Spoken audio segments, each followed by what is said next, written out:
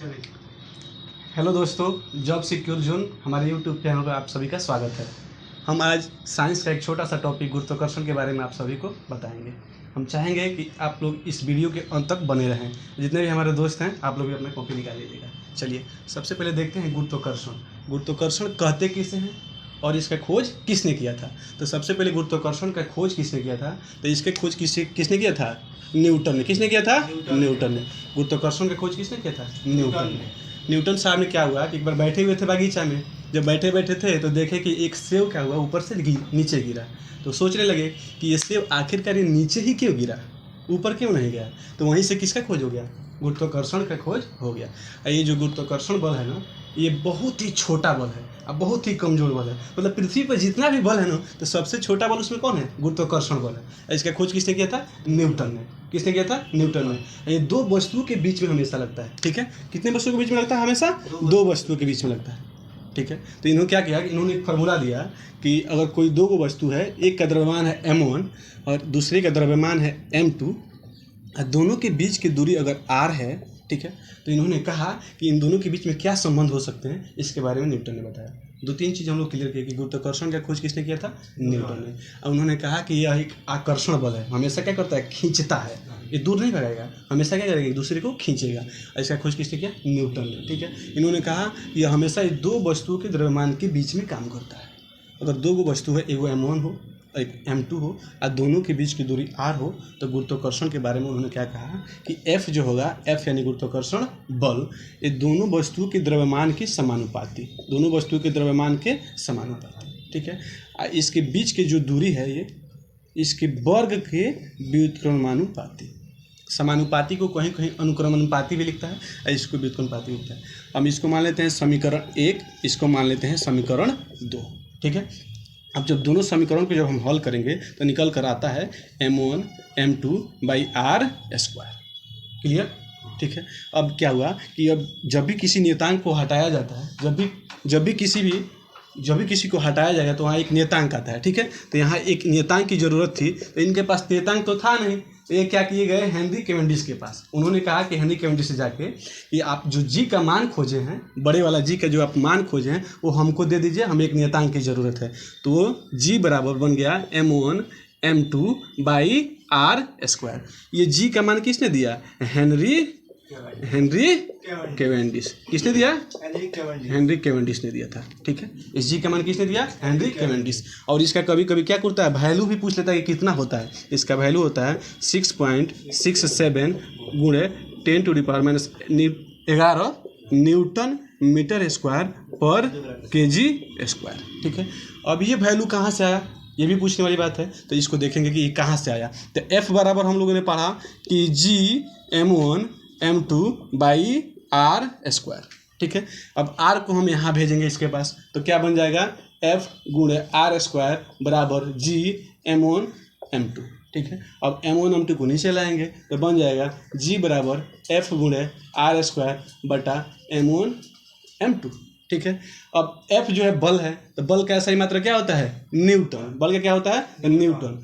R जो है त्रिज्या है, दोनों के बीच की दूरी है, तो उसका क्या हो जाएगा? यानी कि न्यूटन क्या हो जाएगा? Metre square. क्या हो जाएगा? Metre square. और ये क्या है? द्रव्यमान है, तो इसका हो जाएगा kg स्क्वायर।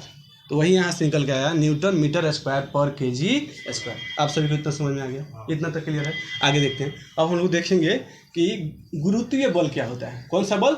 गुरुत्वीय बल। गुरुत्वीय बल क्या होता है, अब देखेंगे गुरुत्वीय बल क्या होता है। ठीक है, यहाँ तक क्लियर हो गया।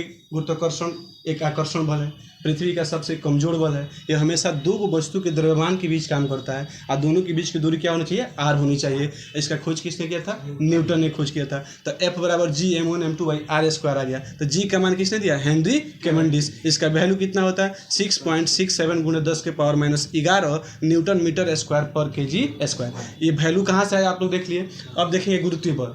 गुरुत्वीय बल क्या होता है? जब भी पृथ्वी किसी वस्तु को अपनी ओर खींचती है, उसमें पृथ्वी को होना जरूरी है। जब भी पृथ्वी किसी वस्तु को अपनी ओर खींचेगी, तो वहाँ कौन सा बल कार्य करता है? गुरुत्वीय बल कार्य करता है। अब यहाँ से क्वेश्चन बहुत पूछता है। ठीक है, अब हम चाहते हैं कि इसको मिटा करके फिर से गुरुत्वीय बल के बारे में जहाँ से क्वेश्चन आता है वहाँ से देखा जाए।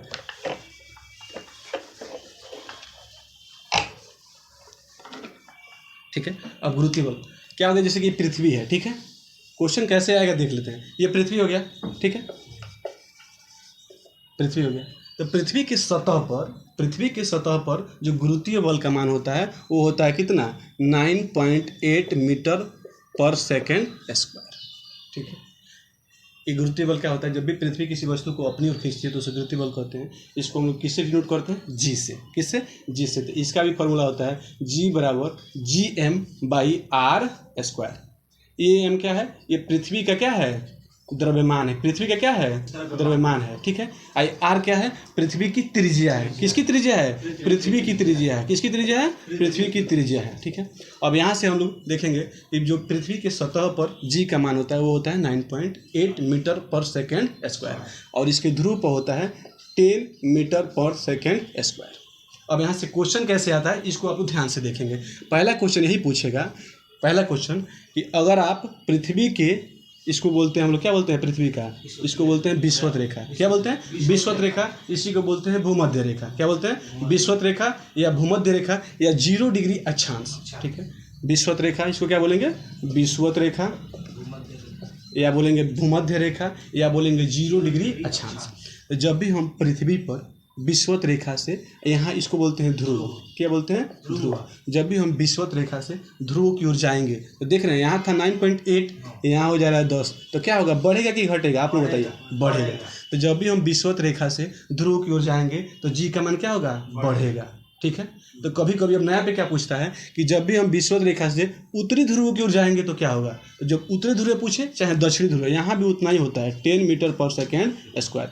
तो जब भी पूछेगा कि विषुवत रेखा से उत्तरी ध्रुव पर जाने पर जी का मान पर क्या प्रभाव पड़ेगा, तो क्या हो जाएगा, बढ़ेगा। तब पूछेगा कि विषुवत रेखा से दक्षिणी ध्रुव पर आने पर जी का मान पर क्या प्रभाव पड़ेगा, तो उसमें भी क्या होगा, बढ़ेगा। अब इसी के उल्टा पूछेगा ध्रुवों से विषुवत रेखा पर जाने पर क्या प्रभाव, यहाँ था 10, यहाँ हो जा रहा है 9.8, क्या हो रहा है, घट रहा है। समझ में आ रहा है आप सबको। जब भी हम ध्रुवों से विषुवत रेखा की तरफ जाएंगे, इधर से इधर जाएंगे, तो जी का मान क्या हो जा रहा है, घट रहा है। तो पहला क्वेश्चन था कि जब विषुवत रेखा से ध्रुव के जाएंगे तो जी का मान क्या हो जाएगा, बढ़ जाएगा। क्लियर है। दूसरा हो गया कि जब भी हम किधर जाएंगे, अब विषुवत रेखा से ध्रुवों की ओर गए थे तो जी का मान बढ़ गया। अब हम जा रहे हैं ध्रुवों से विषुवत रेखा की तरफ। जब हम ध्रुवों से अब विषुवत रेखा की तरफ जाएंगे तो क्या होगा, जी का मान क्या हो जाएगा, घट जाएगा। दो क्वेश्चन समझ में आ रहा है सबको। अब क्या करता है, नया पे पूछ रहा है कि अक्षांश बढ़ने पर क्या होगा, अक्षांश को बढ़ाने पर क्या होगा, इसको बोलते हैं अक्षांश, ठीक है। इसको क्या बोलते हैं, अक्षांश। तो आप ही लोग बताइए, जब ये बढ़ रहा है तो नीचे की तरफ हम जब जैसे जैसे आएंगे तो जी का मान क्या होगा, ऐसे आएंगे तो बढ़ेगा। यहाँ था 9.8, यहाँ हो गया 10, तो बढ़ रहा है। तो कहेगा कि अगर क्या होगा, अगर अक्षांशों की संख्या बढ़ती है तो जी का मान भी क्या हो जाएगा, बढ़ जाएगा। यहाँ तक आप सभी क्लियर हैं, कोई दिक्कत नहीं है। पहला कि जी का मान विषुवत रेखा से ध्रुव की जाने पर बढ़ेगा। फिर दूसरा क्वेश्चन कि जी का मान पूछेगा उत्तरी ध्रुव चाहे दक्षिणी ओर, दोनों ओर जाएंगे तो क्या होगा, जी का मान बढ़ेगा। वही हम विषुवत रेखा की तरफ जाएंगे ध्रुवों से तो क्या हो जाएगा, जी का मान घटेगा। इतना तक क्लियर है। दूसरा क्वेश्चन पूछ रहा है कि अक्षांशों की संख्या में वृद्धि होने पर जी का मान पर क्या प्रभाव पड़ेगा। जब भी अक्षांशों की संख्या में वृद्धि होगी तो जी का मान भी क्या हो जाएगा, बढ़ जाएगा। इतना आप लोग क्लियर समझ रहे हैं। अब क्वेश्चन क्या पूछ रहा है कि पृथ्वी से, ठीक है, ये पृथ्वी हो गया, मिटाना ही पड़ेगा लग रहा है। इतना तो क्लियर है ना। अब ये पृथ्वी हो गया। अब जो क्वेश्चन पूछ रहा है वहाँ फिर आते हैं, तीसरा टॉपिक देखते हैं कि पृथ्वी से हम लोग क्या हो गया, ये पृथ्वी हो गया। अब इसके ऊपर जाने पर जी का मान में क्या प्रभाव पड़ेगा, ये क्वेश्चन पूछता है। तो पृथ्वी से जब भी हम लोग ऊपर जाएंगे तो जी का मान क्या हो जाएगा, घट जाएगा। ऊपर जाने पर क्या होगा, घट जाएगा। पृथ्वी से ऊपर जाने पर जी का मान घट जाएगा। यही धीरे धीरे जाते जाते अगर हम अनंत पर चले जाते हैं तो जी का मान क्या हो जाएगा, शून्य हो जाएगा। अगर हम अनंत पर चले जाएंगे तो जी का मान क्या हो जाएगा, शून्य। यहाँ तक क्लियर है आप सबको। पृथ्वी के ऊपर जाने पर जी का मान घटेगा, पृथ्वी से ऊपर जाने पर जी का मान घटेगा। और जाते जाते हम अनंत पर चले जाते हैं तो जी का मान क्या हो जाएगा, शून्य हो जाएगा। यहाँ तक क्लियर है। अब यहाँ हम चौथा पॉइंट देखेंगे कि पृथ्वी के अंदर जाने पर, कहाँ जाने पर, अंदर जाने पर, पृथ्वी के अंदर जाने पर, अंदर जब जाएंगे तो फिर भी क्या होगा, तभी भी जी का मान क्या होगा, घटेगा। पृथ्वी के अंदर जाने पर भी जी का मान घटेगा। वही हम जाते जाते अगर हम केंद्र पर चले जाते हैं, कहाँ चले जाते हैं? केंद्र पर। तो केंद्र पर जब चले जाएंगे ना तो जी का मान क्या हो जाएगा? शून्य हो जाएगा। समझ रहे हैं? जब पृथ्वी के ऊपर जाएंगे तो जी का मान घटेगा, और जाते जाते हम अनंत पर चले जाते हैं तो जी का मान शून्य हो जाता है। वही हम पृथ्वी के अंदर जाएंगे तो जी का मान धीरे धीरे घटेगा, और वही जब हम केंद्र पर चले जाएंगे तो जी का मान क्या हो जाएगा? शून्य हो जाएगा। इतना तक आप सभी को समझ में आया? अब देखते हैं कि पृथ्वी अगर गति करेगी तो जी का मान पर क्या प्रभाव पड़ेगा। ठीक है, चलिए। अगर धीरा गति कर दिया, कैसा गति कर दिया है? धीरा। आगे एक होता है तेज गति, जैसे इसको ऐसे करके देख लेते हैं। ठीक है, अगर पृथ्वी अपनी गति से और धीमी गति से गति करने लगे तो जी का मान पर क्या प्रभाव पड़ेगा? तो सबसे पहले हम देखेंगे ध्रुवों पर क्या प्रभाव पड़ेगा। ठीक है, किस पर? ध्रुवों पर। तो ध्रुवों पर कोई चेंज नहीं होगा।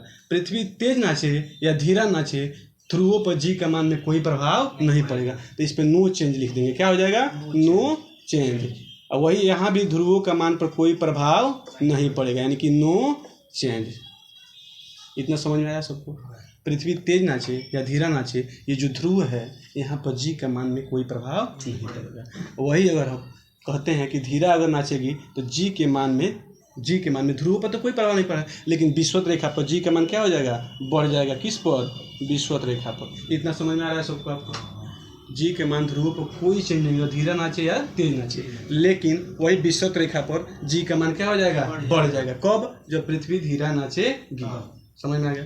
वही जब तेज नाचेगी तो ध्रुवों पर तो कोई चेंज नहीं होगा, लेकिन विषुवत रेखा पर क्या हो जाएगा? घट जाएगी। इतना समझ में आ रहा है? इतना समझ में आ रहा है सब? यही नाचते नाचते पृथ्वी की गति को अगर हम 17 गुना कर दें। कितना गुना? 17 गुना। जितना तेज पृथ्वी नाच रही है अगर उसका हम 17 गुना कर दें तो क्या हो जाएगा? यही जी का मान क्या हो जाएगा? 0 हो जाएगा। कहाँ पे? विषुवत रेखा पे। समझ में आ रहा है इतना? अगर पृथ्वी धीरा नाचे या तेज नाचे तो ध्रुवों पर क्या होगा? कोई चेंज नहीं होगा। जी के मान में ध्रुवों पर कोई चेंज नहीं होगा, लेकिन विषुवत रेखा पर अगर धीरा नाचेगी तो जी का मान बढ़ जाएगा, अगर विषुवत रेखा पर तेज नाचेगी तो जी का मान घट जाएगा। और नाचते नाचते अगर अपने गति का 17 गुना कर लेती है तो ध्रुवों विषुवत रेखा पर जी का मान क्या हो जाएगा? शून्य हो जाएगा। इतना तक सबको क्लियर है? आगे बढ़ जाएं? इतना कोई दिक्कत नहीं ना इसमें? चलिए आगे बढ़ते हैं। अब हम लोग देखेंगे आगे का टॉपिक।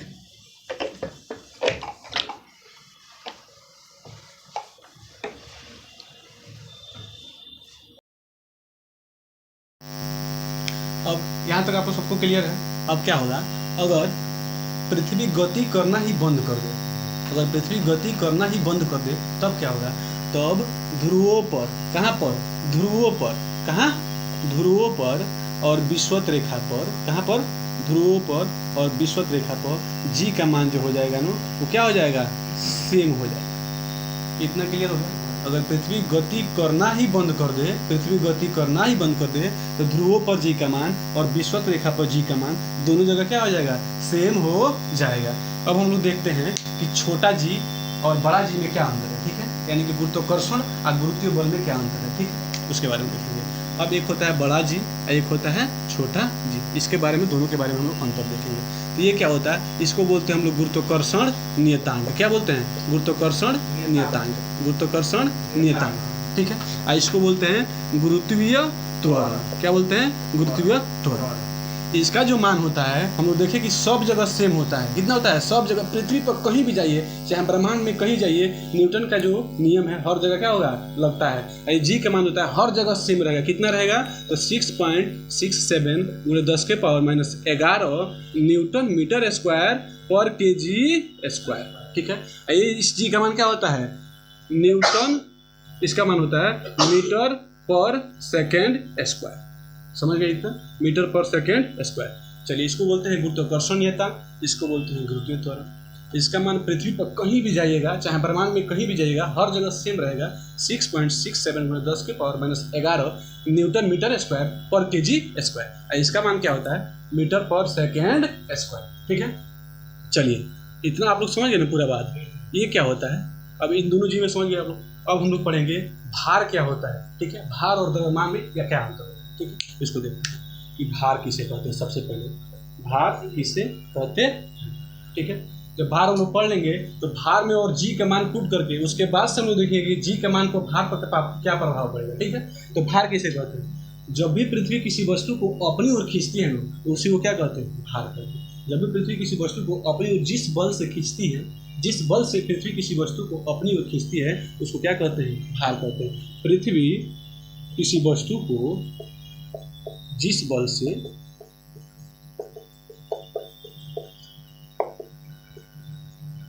खींचती है उसे क्या कहते हैं? भार कहते।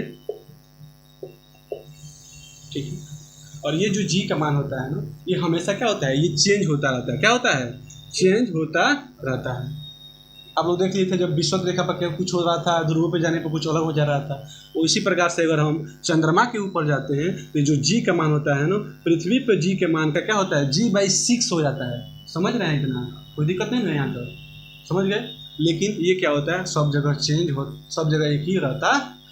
अब हम लोग देखेंगे कि भार में और द्रव्यमान में क्या अंतर है। ठीक है, तो द्रव्यमान भार किसे कहते हैं? पृथ्वी किसी वस्तु को जिस बल से खींचती है उसे क्या कहते हैं? भार कहते हैं।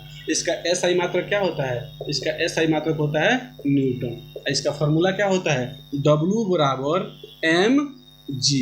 W बराबर mg। समझ रहे हैं आप? यहाँ तक क्लियर है? W बराबर mg। अब देखिए, जहाँ g का मान घटेगा, जहाँ भी g का मान घटेगा तो भार का मान भी क्या हो जाएगा? घट जाएगा, क्योंकि दोनों एक दूसरे के क्या हैं? समानुपाती हैं। देख रहे हैं आप लोग? जहाँ g का मान घटेगा, जैसे हम लोग पढ़े थे कि विषुवत रेखा से ध्रुवों की ओर जाने पर g का मान बढ़ता है, तो यानी g का मान जब बढ़ेगा तो भार भी क्या हो जाएगा? बढ़ जाएगा।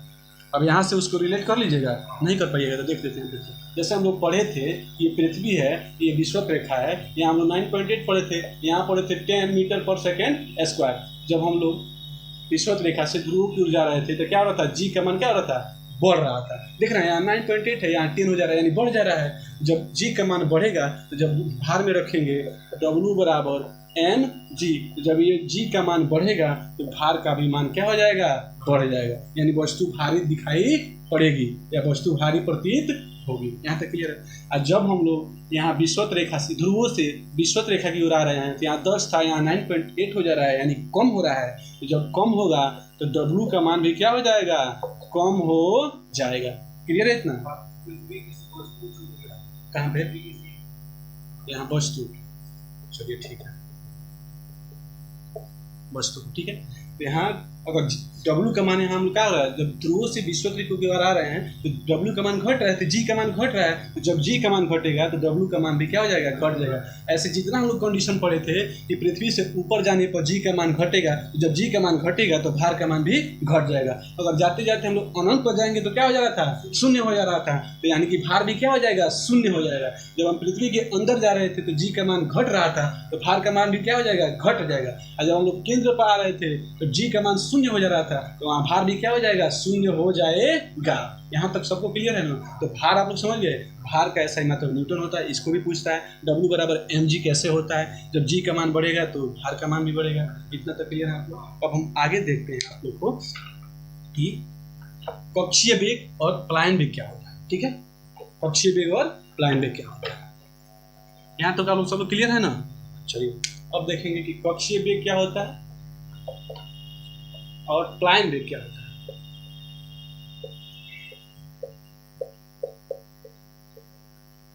कक्षीय वेग और प्लायन वेग। कक्षीय वेग उसे कहते हैं कि अगर हम पृथ्वी पे या चंद्रमा पे या किसी भी ग्रह पे, ठीक है, जब हम जाएंगे किसी वस्तु को फेंकते हैं, किसी भी वस्तु को, जैसे कि मान लीजिए कि पृथ्वी लेते हैं, यहाँ से अगर हम किसी वस्तु को फेंकते हैं, अगर वो फेंकने पर इसके चारों ओर चक्कर लगाने लगे, क्या कर लेंगे? चारों ओर चक्कर लगाने लगे, चारों ओर क्या करने लगे? चक्कर लगाने लगे, तो उसे कहते हैं कक्षीय वेग।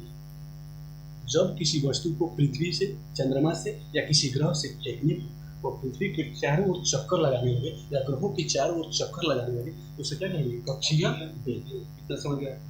जब किसी वस्तु को पृथ्वी या किसी ग्रह के ऊपर जाकर फेंकने पर किसी वस्तु को वो चारों ओर उसके चक्कर लगाने लगे तो क्या कहेंगे? उसको कक्षीय वेग। यहाँ तक क्लियर है?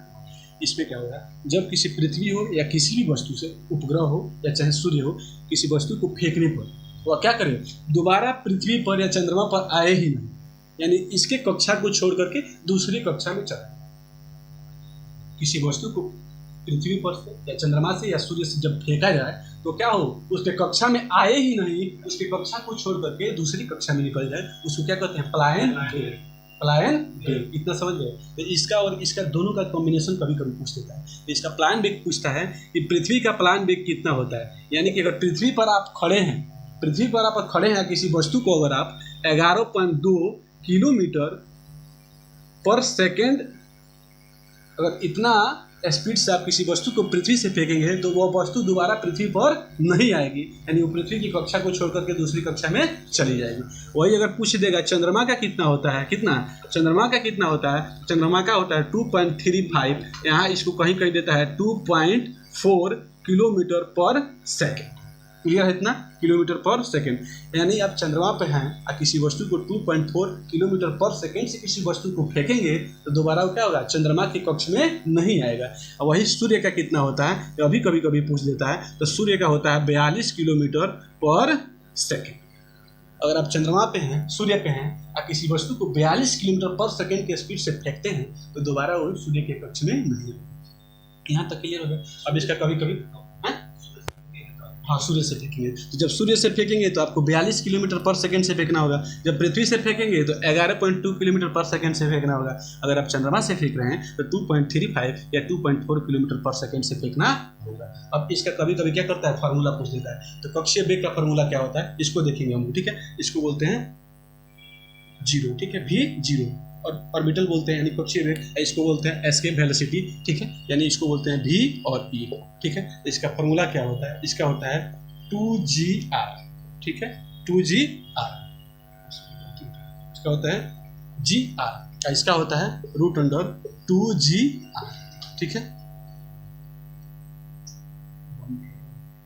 दोनों में क्या करता है, कभी कभी रिलेशन पूछ देता है, ठीक है। तो क्या होता है, अगर हम बी ई रेशियो अगर भी जीरो निकालते हैं, जीरो का मतलब क्या होता है, ऑर्बिटल वेलोसिटी, आई मतलब होता है एस्केप वेलोसिटी, एस्केप मतलब होता है पलायन वेग, इसको लिख देते हैं एस्केप वेलोसिटी, ठीक है। इसका होता है ऑर्बिटल वेलोसिटी, ठीक है। तो भी ई यानी कि पलायन वेग, अब भी जीरो यानी कि हो जाएगा ऑर्बिटल यानी कक्षीय वेग। तो दोनों में क्या करता है, कभी रिलेशन पूछ देता है तो √2:1 का दोनों का रिलेशन होता। यहाँ तक आप सबको क्लियर है, इसमें कोई दिक्कत नहीं है। जिसको स्क्रीनशॉट लेना है वो आप लोग ठीक, आगे चलते हैं।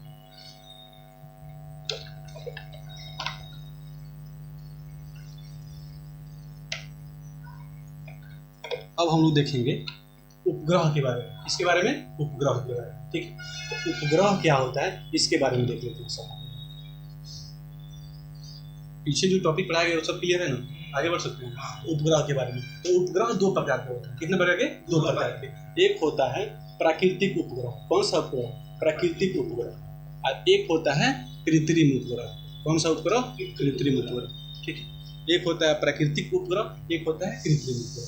तो प्राकृतिक उपग्रह यानी कि जो पहले से मानव के द्वारा नहीं बनाया गया हो, जैसे कि चंद्रमा का क्या है, पृथ्वी का उपग्रह है प्राकृतिक उपग्रह चंद्रमा, तो प्राकृतिक उपग्रह हो गया। लेकिन कृत्रिम उपग्रह जो हम लोग बना के खुद से भेजते हैं, ठीक है, उसको क्या होते हैं, कृत्रिम उपग्रह। ये भी दो प्रकार के होते हैं, ठीक है। कौन कौन से होते हैं, एक होता है ध्रुवीय उपग्रह, कौन सा, ध्रुवीय उपग्रह। एक होता है भू-स्थैतिक उपग्रह, भू-स्थैतिक उपग्रह, भू-स्थैतिक उपग्रह। दोनों में क्या अंतर होता है इसको देखना। ऐसे तो जो कृत्रिम उपग्रह होता है इसको कई ऑर्बिट होते हैं, जैसे पृथ्वी हो गया ना, इसका कई वो ऑर्बिट होता है, उसमें उपग्रहों को छोड़ा जाता है। लेकिन हमको मेन रूप से क्या पढ़ना है, ध्रुवीय उपग्रह और भू-स्थैतिक उपग्रह। तो ध्रुवीय उपग्रह क्या करता है, जैसे आप पृथ्वी से जब किसी उपग्रह को छोड़ेंगे तो पृथ्वी से क्या होगा, 200 किलोमीटर के रेंज में, कितना किलोमीटर के रेंज में, ये पृथ्वी हो गया, तो इसके 200 किलोमीटर के रेंज में क्या करेगा, ये चक्कर लगाता है। 200 किलोमीटर के रेंज में क्या करेगा, इसके चक्कर लगाएगा। समझ रहे हैं आप लोग। जब किसी उपग्रह को 200 किलोमीटर के रेंज में छोड़ेंगे तो पृथ्वी की ध्रुव के चारों ओर चक्कर लगाता है, उसी को कहते हैं ध्रुवीय उपग्रह, ठीक है। इसका मेन काम क्या होता है, ये क्या करता है, मौसम संबंधी जितनी घटनाएं होती है कि कब बारिश आएगी, ठीक है, आंधी कितना कब आएगी, इसके बारे में बताता है। इतना तक क्लियर हो गया। उपग्रह दो प्रकार के होते हैं, एक प्राकृतिक उपग्रह, एक कृत्रिम उपग्रह। प्राकृतिक उपग्रह जैसे पृथ्वी है, तो प्राकृतिक उपग्रह चंद्रमा हो गया। और कृत्रिम उपग्रह दो प्रकार के, एक ध्रुव उपग्रह, एक भू-स्थैतिक उपग्रह। ध्रुव उपग्रह क्या करता है, पृथ्वी से 200 किलोमीटर के रेंज में पृथ्वी के चारों ओर क्या करता है, उसकी ध्रुव के चारों ओर क्या करता है, चक्कर लगाता है। इसका मेन काम क्या है, ये मौसम संबंधी घटनाओं के बारे में बताता है। मौसम संबंधी घटनाओं की, जितनी भी मौसम संबंधी घटनाएं, कब बारिश आएगी, कब तूफान आएगा, कब आंधी आएगी, ऐसी घटनाओं को कौन बताता है, ध्रुव उपग्रह। इतना समझ ले। अब इसका क्या पूछता है, इसका स्पीड भी पूछ देता है कि इसका स्पीड कितना होता है, इसका टाइम पीरियड भी पूछ देता है कि मतलब समय कितना होता है। ठीक है, तो इसका समय जो होता है 84 मिनट में ये एक चक्कर लगा देता है, समझ रहे हैं। और इसका जो स्पीड होता है 8 किलोमीटर पर सेकेंड होता है। इतना समझ रहे हैं। ये जो उपग्रह होगा ये पृथ्वी से कितना किलोमीटर, 8 किलोमीटर एक सेकेंड में चक्कर लगाएगा और 84 मिनट में एक चक्कर लगाएगा। ठीक है। दूसरा होता है भू-स्थैतिक उपग्रह। भू-स्थैतिक उपग्रह ये कितना होता है, जैसे ये पृथ्वी हो गया, तो पृथ्वी से 36,000 किलोमीटर की ऊंचाई पर होता है। कितना ऊंचाई पर, 36,000 किलोमीटर, या इसको देता है 35,764 किलोमीटर। अगर एग्जैक्ट वैल्यू पूछता है तो इतना मानेंगे, अगर अप्रॉक्स में पूछता है तो 36,000 किलोमीटर मार देंगे। समझ रहे हैं आप लोग। ये क्या करेंगे, जब पृथ्वी से हम 36,000 किलोमीटर या 35,764 किलोमीटर ऊपर किसी वस्तु को, मतलब जब उपग्रह को छोड़ेंगे तो पृथ्वी के क्या करता है, भू-स्थैतिक यानी विषुवत रेखा के समीप क्या करता है, चक्कर लगाने लगता है। विषुवत रेखा के क्या करेगा, समीप चक्कर लगाने लगेगा, उसे बोलते हैं भू-स्थैतिक। समझ रहे हैं आपको। ये पृथ्वी से कितना किलोमीटर ऊपर आएगा, 36,000 किलोमीटर। अगर ऐसे एग्जैक्ट वैल्यू पूछता है तो 35,764 किलोमीटर। समझ गए। इसका काम क्या होता है, ये दूर संचार जितने होते हैं दूर संचार के लिए होता है। किसके लिए, दूर संचार। दूर संचार समझ रहे हैं, जैसे मोबाइल हो गया, टेलीविजन वगैरह जितना चीज़ हो गया, ये सब दूर संचार के अंतर्गत है। यहाँ तक क्लियर है आप सभी को, कोई दिक्कत नहीं है। अब हम लोग पढ़ेंगे यहाँ से कि हाँ चलिए, भू-स्थैतिक उपग्रह, इसका दिशा बहुत जरूरी है। भू-स्थैतिक उपग्रह जैसे कि पृथ्वी है ना, इसी के समीप चलता है, यानी कि पश्चिम से पूरब की ओर, पश्चिम से पूरब की ओर। हाँ, इसका दिशा भी बहुत जानकारी जरूर लेना है। इसका दिशा होता है पश्चिम से पूरब की ओर। ठीक है। और इसका जो स्पीड होता है ये भी जान लीजिए, स्पीड कितना होता है। इसका स्पीड होता है 3.1 किलोमीटर पर सेकेंड। ठीक है, 3.1 किलोमीटर पर सेकेंड। और इसका जो टाइम होता है वो एकदम पृथ्वी जितना देर में एक चक्कर अपनी धुरी पर लगाती है उतना ही देर, यानी कि 24 घंटा। समझ रहे हैं आप लोग सब, यहाँ तक क्लियर है। कृत्रिम उपग्रह दो प्रकार के होते हैं, ध्रुवीय उपग्रह और भू-स्थैतिक उपग्रह। इसका दिशा नहीं बताते, बस यह पृथ्वी की मतलब ध्रुवों की चक्कर लगाती है। क्लियर हो गया, इतना क्लियर हो गया, तो सबकी क्लियर है। अब हम लोग पढ़ेंगे कि ग्रहों के केपलर का नियम। ठीक है, ग्रहों की गति के बारे में किसने बताया। ठीक है, उसकी तरफ अब हम लोग देखेंगे केपलर के नियम के बारे में। ठीक है, आप लोग कॉपी निकालिए। तो केपलर के नियम में सबसे पहले क्या था कि सबसे पहले भू-स्थैतिक सिद्धांत आया था। क्या आया था, टालमी जो थे ना, यहाँ देखिए आप लोग, जो टालमी थे सबसे पहले उन्होंने बताया कि जो पृथ्वी है ना, पृथ्वी है, इसी के चारों ओर क्या करते हैं, जितने भी ग्रह हैं चक्कर लगाते हैं। इस बात को किसने कहा था, टालमी ने। टालमी ने कहा कि जो पृथ्वी है, पृथ्वी के चारों ओर जितने भी ग्रह हैं वो चक्कर लगाते हैं। इसको किसने कहा, टालमी ने। इसको कहते हैं भू-स्थैतिक सिद्धांत। क्या बोलते हैं, भू-स्थैतिक सिद्धांत। तब फिर क्या हुआ, केपलर आया। केपलर ने, उससे पहले आया कोपरनिकस। कोपरनिकस ने कहा कि नहीं, ये बात क्या है, सरासर गलत है। जितने भी ग्रह हैं वो किसके चक्कर लगाते हैं, सूर्य के चक्कर लगाते हैं। किसके चक्कर लगाते हैं, सूर्य के चक्कर लगाते हैं। इस बात को किसने कहा, कोपरनिकस ने कहा कि जितने भी ग्रह हैं वो सूर्य के चक्कर लगाते हैं। उसको बोलते हैं सूर्य सिद्धांतिक सिद्धांत। ठीक है, इसको किसने दिया था, कोपरनिकस ने। और इसका समर्थन किया था गैलीलियो ने। ठीक है, सबसे पहले टालमी ने कहा कि पृथ्वी जो है वो केंद्र में है और जितने भी ग्रह हैं उसके चारों ओर चक्कर लगाते हैं, उसको बोलते हैं भू-स्थैतिक सिद्धांत। तब आया किसने, कोपरनिकस ने आया। उसने कहा कि नहीं, सूर्य जो है वह केंद्र में है और जितने भी ग्रह हैं वो सूर्य के चारों ओर चक्कर लगा रहे हैं, तो उसको बोलते हैं सूर्य सिद्धांत। उसको किसने दिया था, कोपरनिकस ने। और उसका समर्थन किसने किया था, गैलीलियो ने। इतना तक आप लोग को क्लियर है, कोई दिक्कत नहीं है। तब इस गैलीलियो का जो नियम है या कोपरनिकस का नियम है, इसी को ग्रहों की गति के नियम में इसको प्रसिद्ध किसने किया, केपलर ने। तो केपलर ने ग्रहों के 3 गो सिद्धांत दिया था, 3 गो नियम दिया। तो उसको कहते हैं ग्रहों की गति के नियम। 3 गो नियम दिया था। पहला नियम इसका क्या था, पहला नियम इसका था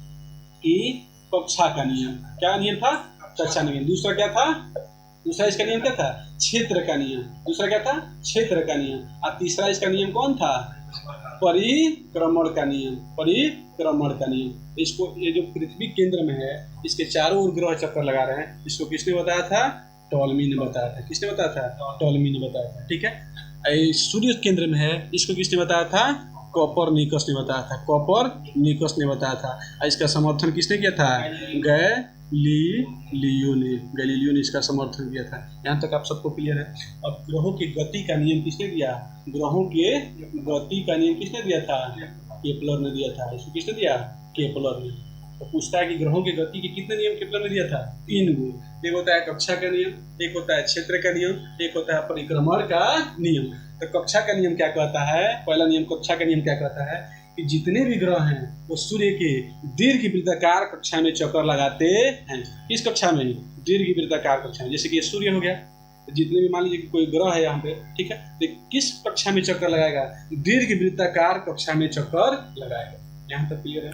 पहला नियम है जितने भी ग्रह हैं वो सूर्य के चारों ओर दीर्घ वृत्ताकार कक्षा में चक्कर लगाएंगे। समझ रहे हैं आप? दीर्घ वृत्ताकार कक्षा में चक्कर लगाएंगे, पहला नियम। दूसरा नियम कहता है क्षेत्र का नियम, यानी कि सेम समय में सेम क्षेत्रफल तय करेगा। एक ग्रह जो है सूर्य के चारों ओर जो चक्कर लगाएगा ना, तो 1 घंटे में जितने क्षेत्रफल तय करेगा ना, अगले 1 घंटे में भी उतना ही क्षेत्रफल तय करेगा। नहीं समझ आया? पहला नियम है ग्रहों के कक्षा का नियम, यानी कि ग्रह जो है सूर्य के चारों ओर दीर्घ वृत्ताकार कक्षा में चक्कर लगाते हैं। ये कौन सा नियम हो गया? यानी कि कक्षा का नियम। दूसरा हो गया क्षेत्र का नियम, यानी कि 1 घंटे में सूर्य के चारों ओर कोई ग्रह जितना क्षेत्रफल तय करेगा ना, उस अगले 1 घंटे में भी उतना ही क्षेत्रफल तय करेगा। नहीं समझ पा रहे? जैसे देखिए, इसको फिगर से देखते हैं। जैसे ये हो गया ग्रह कोई, ठीक है, इसमें यहाँ कोई ग्रह है, ये हो गया सूर्य हो गया, ठीक है, सूर्य हो गया। इसके चारों चक्कर लगा रहा है, ठीक है। तो जब ये चक्कर लगाएगा तो मान लीजिए कि 1 घंटे में यह ग्रह है यहाँ से यहाँ तक आया, ठीक है, इसका एक केंद्र है, यहाँ से आया, तो इतना क्षेत्रफल ये मान लीजिए कि कितना देर में तय किया है? 1 घंटे में। क्लियर हो रहा है? तो अगले 1 घंटे में यहाँ से यहाँ तक 1 घंटे में आने में जितना क्षेत्रफल ये इतना तय किया है ना, उतना ही क्षेत्रफल फिर से 1 घंटे में तय करे। समझ में आया? पहला है कक्षा का नियम कि कोई भी ग्रह है वो सूर्य के चारों ओर दीर्घ वृत्ताकार कक्षा में चक्कर लगाएगा। दूसरा नियम है कि जितना समय में, मतलब एक ही समय में सेम क्षेत्रफल तय करेगा। जैसे 1 घंटे में अगर इतना क्षेत्रफल, मान लीजिए इस क्षेत्रफल इसका मान लीजिए 10 मीटर होगा, 10 मीटर स्क्वायर इसका क्षेत्रफल है, तो अगले 1 घंटे में 10 मीटर स्क्वायर इसका क्षेत्रफल तय करेगा। इतना तो क्लियर है? ये दूसरा नियम था। तीसरा नियम क्या कहता है? उसको बोलते हैं परिक्रमण का नियम। परिक्रमण का नियम कहता है कि अगर कोई ग्रह है और सूर्य के चारों ओर चक्कर लगा रहा है, ये सूर्य के चारों ओर चक्कर लगा रहा है, तो जो उसका आवर्त काल होगा ना, जो उसका आवर्त काल होगा और इस ग्रह के बीच का जो दूरी होगा, जो इसका आवर्त काल, मतलब एक चक्कर लगाने में जितना समय लगेगा, तो जो इसका आवर्त काल होगा उसका वर्ग, क्या उसका वर्ग, और इसके दोनों के बीच की दूरी का घन एक दूसरे के क्या होता है? समानुपाती होता है। समझे आप लोग? कोई ग्रह है जो सूर्य के चारों ओर चक्कर लगा रहे हैं, तो एक चक्कर लगाने में उसको जितना समय लगेगा उसका वर्ग, और दोनों के बीच की दूरी का घन एक दूसरे के क्या होगा? समानुपाती होगा। तो ग्रहों की गति के केपलर का नियम तीनों समझ में आया। पहला नियम है कक्षा का नियम कि कोई भी ग्रह है सूर्य के चारों ओर दीर्घ वृत्ताकार कक्षा में चक्कर लगाती है, पहला। दूसरा कि 1 घंटे में, यानी सेम समय में जितना क्षेत्रफल तय की है, अगले उतने समय में उतना ही क्षेत्रफल ही तय करेगी। तीसरा नियम है कि अगर कोई ग्रह है जो सूर्य के चारों ओर चक्कर लगा रही है, तो जितना चक्कर लगाने में एक चक्कर लगाने में जितना समय लगेगा, उसका वर्ग उनके दोनों के बीच के दूरी के वर्ग के घन के क्या होगा? समानुपाती होगा। ये केपलर का नियम आप लोगों को समझ में आया? पूछेगा कि पृथ्वी सिद्धांतिक किसने दिया था? भू सिद्धांतिक टॉलमी ने। उसने कहा था कि पृथ्वी केंद्र में है, लेकिन ये बात क्या था? गलत था। इसको गलत किसने साबित किया? कोपरनिकस ने। इसका समर्थन किसने किया? गैलीलियो ने। इन्होंने क्या कहा कि सूर्य केंद्र में है और जितने भी ग्रह हैं उसके चारों ओर चक्कर लगा रहे हैं। इसको सिद्ध किसने किया? केपलर ने, ग्रहों की गति के नियम को देकर के। यहाँ तक क्लियर है? अब हम लोग देखेंगे कि लिफ्ट के बारे में क्वेश्चन पूछता है, तो लिफ्ट के बारे में क्वेश्चन देखते हैं। अब हम लोग लिफ्ट के बारे में देखेंगे। यहाँ से क्वेश्चन भर कर आता है, ठीक है। आप लोग चाहेंगे कि पूरा आपको कॉपी बनाते चलिए छोड़ के। लिफ्ट से जितना भी कॉन्सेप्ट आता है, जितना भी क्वेश्चन आते हैं, हम एक ही लाइन में उसको लिख दे रहे हैं, ठीक है। यहाँ देखिए, पहला क्वेश्चन आता है कि अगर समान त्वरण से कोई लिफ्ट ऊपर जाती है, जब भी अगर कहेगा समान त्वरण से, क्या कहेगा? समान त्वरण से कहेगा। यहाँ ध्यान से देखिए, जब भी कहेगा कि समान त्वरण से कोई लिफ्ट है जो समान त्वरण से ऊपर जाए, कहाँ जाए? ऊपर जाए, या चाहे क्या जाए, नीचे जाए। जब भी समान त्वरण से, त्वरण क्या होना चाहिए, समान होना चाहिए। जब भी समान त्वरण से कोई लिफ्ट ऊपर जाए या चाहे नीचे जाए, वस्तु के भार पर कोई प्रभाव नहीं पड़ेगा। वस्तु के भार पे कोई प्रभाव नहीं पड़ेगा। यानी हम लिख सकते हैं कि भार, यहाँ भी भार, नो चेंज। समझ रहे हैं आप लोग? जब समान त्वरण से लिफ्ट कोई ऊपर जाती है या नीचे आती है तो वस्तु के भार पे कोई प्रभाव नहीं पड़ेगा। ये पहला टॉपिक हुआ। दूसरा कह देगा कि अगर ये त्वरण से, जैसे कि त्वरण कुछ ना कुछ होना चाहिए, ठीक है। अगर ये त्वरण से कोई वस्तु ऊपर जाती है, लिफ्ट ऊपर जाती है, अगर ये त्वरण है, क्या है त्वरण, त्वरण ये है, और कोई वस्तु कोई लिफ्ट ऊपर जाती है तो भार क्या होगा, तो इस समय भार क्या हो जाएगा, बढ़ेगा। क्या हो जाएगा, बढ़ेगा। समझ रहे हैं आप लोग? जब ए त्वरण से कोई लिफ्ट ऊपर जाती है तो भार बढ़ेगा। ये क्या है, भार है, तो भार क्या हो जाएगा, बढ़ जाएगा। और वही जब ए त्वरण से कोई लिफ्ट क्या होगा, लिफ्ट जो है वो नीचे आ रही है, ए त्वरण से कोई लिफ्ट नीचे आ रही है तो इसका भार क्या हो जाएगा, समझ रहे हैं आप लोग? भार क्या हो जाएगा, घटेगा। जब समान त्वरण से लिफ्ट ऊपर जाए चाहे नीचे जाए, भार पे कोई प्रभाव नहीं पड़ेगा। लेकिन ए त्वरण से लिफ्ट ऊपर जाएगी तो भार क्या हो जाएगा, बढ़ेगा। अगर ए त्वरण से लिफ्ट नीचे आएगी तो भार घटेगा। 3 टॉपिक आप लोग ये होगा। चौथा इसमें पूछता है कि अगर, ठीक है, अगर लिफ्ट की रस्सी की जो डोरी होता है वो टूट जाए तो क्या होगा? जब लिफ्ट की रस्सी की डोरी टूट जाए तो क्या प्रभाव पड़ेगा?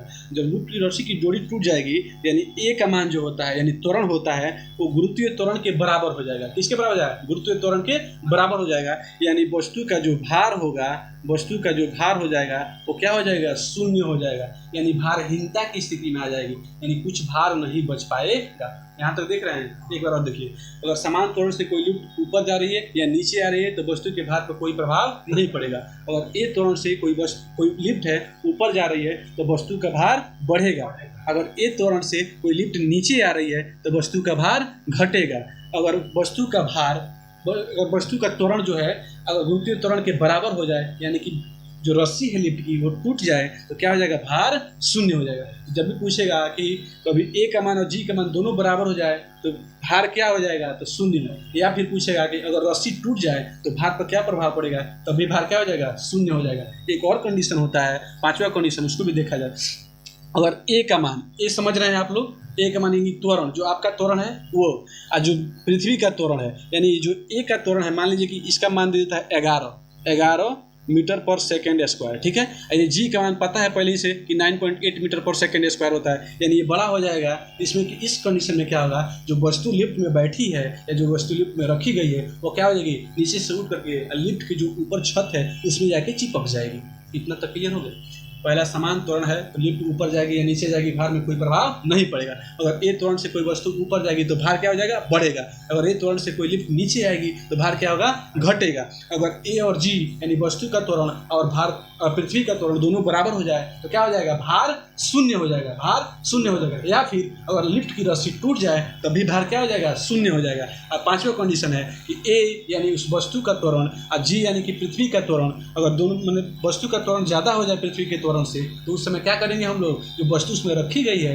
जो व्यक्ति उसमें बैठा है, वो लिफ्ट की छत पे जाके क्या हो जाएगा, चिपक जाएगा। इतना तक क्लियर हो गया? यही चैप्टर खत्म होता है। आपको बताएंगे कि पूरे वीडियो में अंत तक आप लोग बने रहिएगा। अगर स्क्रीन सेट लेना चाहते हैं तो आप ले लीजिएगा। आप लोग को सब कुछ समझ में आ गया? यहाँ एक छोटा सा बात हम बताएंगे, आप लोग यहाँ जुड़े रहिए कि कॉम्पिटिशन के क्षेत्र में है आप या किसी भी क्लास में है तो गुरुत्वाकर्षण जो चैप्टर है आपके लिए बहुत ही लाभदायक है। एक बहुत ही अच्छा वर्ड होता है डिसिप्लिन। क्या होता है, डिसिप्लिन। डिसिप्लिन सबसे ज़्यादा जरूरी है किसी भी क्षेत्र में, आप चाहे कॉम्पिटिशन के क्षेत्र में, आप पढ़ाई के किसी भी फील्ड में है तो सबसे ज़्यादा आपको जरूरी है डिसिप्लिन। ये डिसिप्लिन एक ऐसा वर्ड है, अगर आप इस सभी वर्डों के आप क्रम को जोड़ देते हैं, जैसे डी आता है 4 पे, आई आता है 9 पे, एस आता है 90 पे, सी आता है 3 पे, आई आता है 9 पे, पी आता है 16 पे, एल आता है 12 पे, और एन आता है 40 पे, और ई आता है 5 पे। सबको जोड़ने पर आता है 100%। यानी अगर किसी काम को करने में आप पूरे डिसिप्लिन के साथ जुड़े हैं तो उसमें जो सफलता की गारंटी होती है कितने % होती है, 100% होती है। मेरी चाहेंगे कि आप वीडियो को पूरा डिसिप्लिन के साथ शेयर करें, सब्सक्राइब करें और हमारे चैनल को शेयर करते रहें, लाइक करते रहें। जय हिंद।